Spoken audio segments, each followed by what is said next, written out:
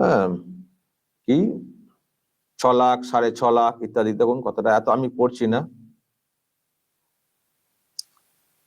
সুজয় কৃষ্ণর একটা বক্তব্য দেখুন এখানে, কালীঘাট অফিসে ঢুকে অভিষেক বলল 15 কোটি টাকা দিয়ে দাও, তুমি পাগল আছো, আমি না বললে এই কাজগুলো হয়ে গেল।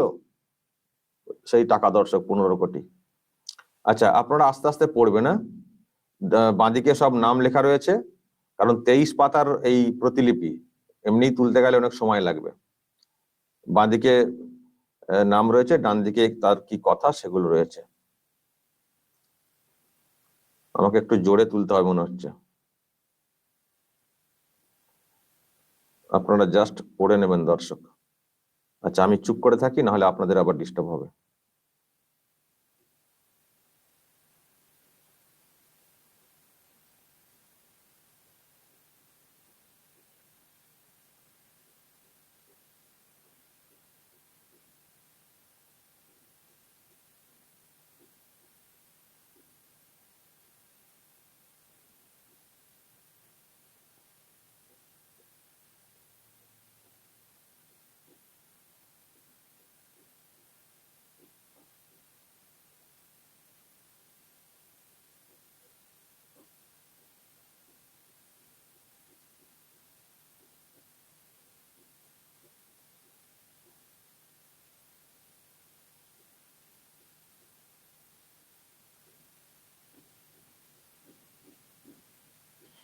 আচ্ছা দর্শক, এখানটা একটু পড়ে দিই, সুজয় কি বলছেন দেখুন।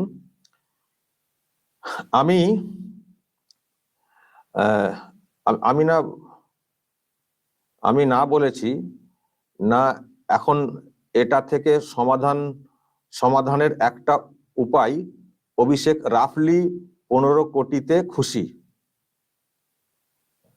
আচ্ছা, এগুলো কথা টোন দর্শক একটু বুঝে নেবে। আমি না বলেছি না, এখন এটা থেকে সমাধানের একটা উপায়, অভিষেক রাফলি 15 কোটিতে খুশি।